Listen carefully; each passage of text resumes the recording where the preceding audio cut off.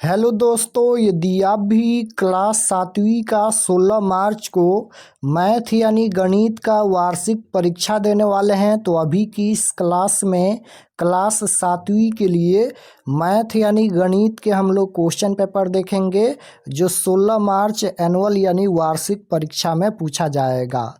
तो आप लोग इस क्लास में अंत तक बने रहिएगा।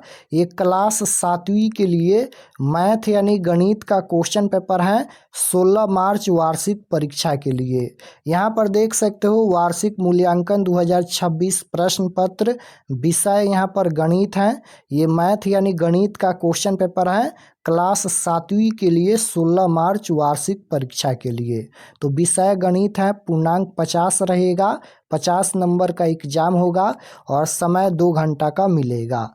यहाँ पर निर्देश दिया गया है। इस प्रश्न पत्र में कुल 5 प्रश्न हैं। प्रत्येक प्रश्न का उत्तर देना अनिवार्य है। प्रत्येक प्रश्न के सामने उसके लिए निर्धारित अंक या निर्देश अंकित हैं। तो निर्देश पढ़ने के बाद क्वेश्चन नंबर 1 मिलेगा। यहाँ पर देखिएगा क्वेश्चन नंबर 1 है कि खाली जगहों में बक्स में दिए गए विकल्पों में से सही विकल्प चुनकर भरिए।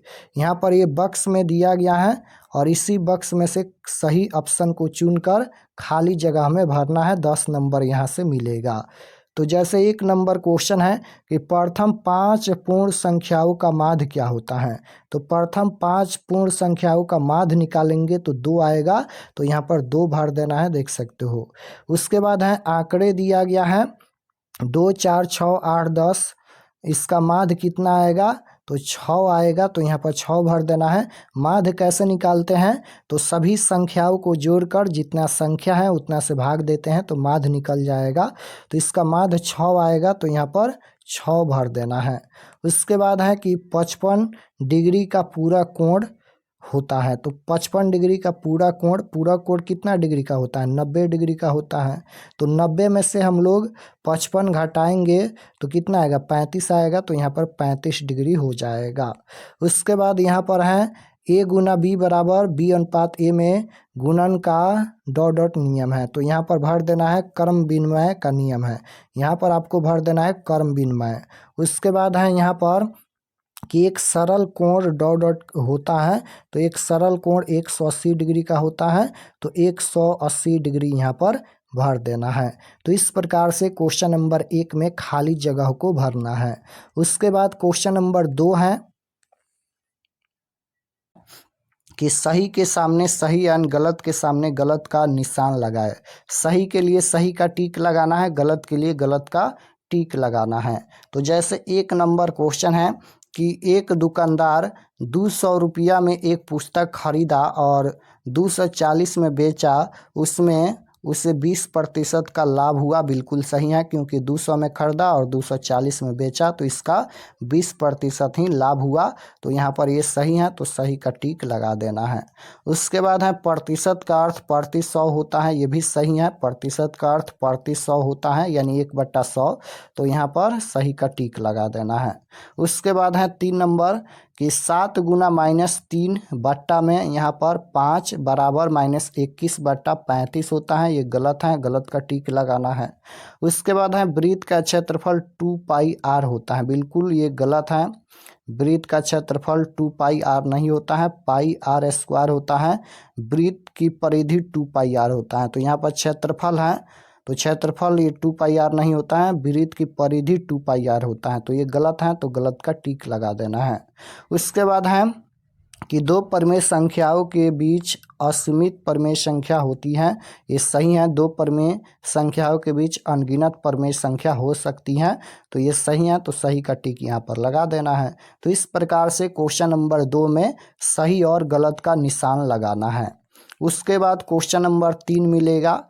यहाँ पर ये क्वेश्चन नंबर 3 है स्तंभ अ से स्तंभ ब का सही सही मिलान कीजिए। मिलान करना है। यह स्तंभ अ है और यह स्तंभ ब है, इसको मिलान करना है। तो 1 नंबर क्वेश्चन है व्यास। तो व्यास इसको आपको त्रिज्या से यहाँ पर मिला देना है। व्यास यहाँ पर है तो त्रिज्या से मिला देना है।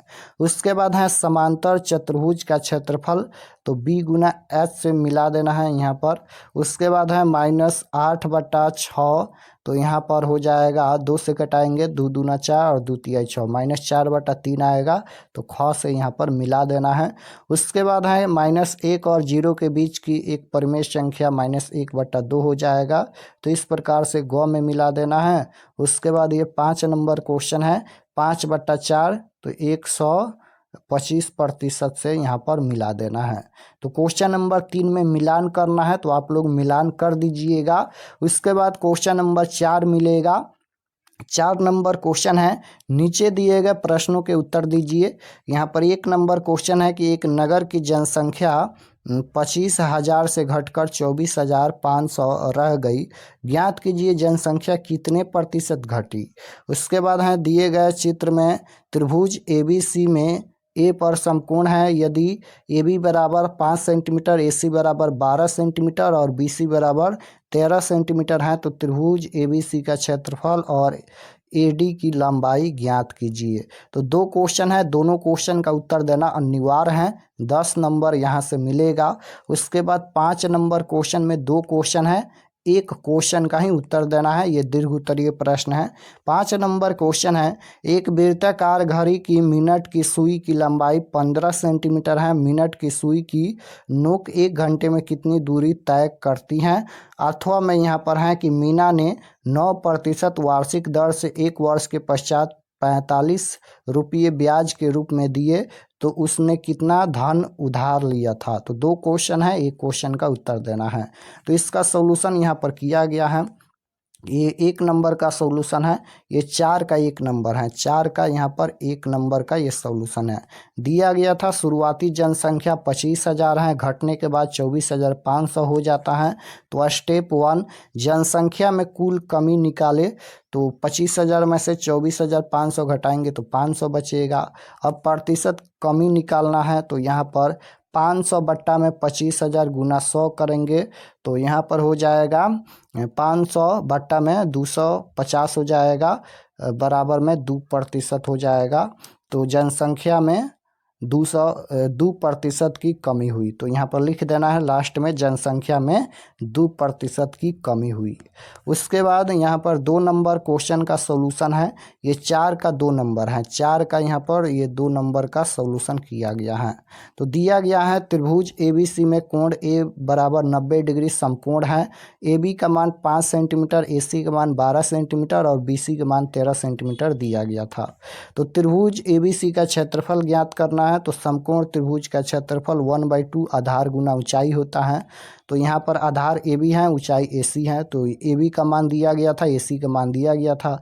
तो 1/2 गुना आधार के जगह पर 5 गुना ऊंचाई के जगह पर 12 दिया गया था, तो यहाँ पर हो जाएगा 6 दूना 12, ये 6 हो जाएगा। तो 5 गुना 6 बराबर 30 सेंटीमीटर स्क्वायर आएगा। तो ये तो क्षेत्रफल हो गया, लंबाई भी पूछा गया था। तो यहाँ पर दूसरा देखिएगा, AD की लंबाई ज्ञात करना है, तो हम जानते हैं कि त्रिभुज का क्षेत्रफल आधार बदलने पर भी वहीं रहता है। यदि हम आधार BC ले तो लंबाई AD होगी, तो 1/2 BC गुना AD, तो यहाँ पर 1/2 और बराबर में यहाँ पर 30 लिख सकते हैं, या पहले यहाँ पर 30 लिखा गया है, तो 30 बराबर 1/2 गुना 13 गुना यहाँ पर AD हो जाएगा। तो 30 गुना 2 बराबर 13 गुना AD, तो 60 बराबर में यहाँ पर 30 दूना 60 बराबर में 13 गुना AD, तो AD बराबर में 60 और ये गुना में 13 है, तो ये बट्टा में आएगा, तो कट के इसका आंसर 4.61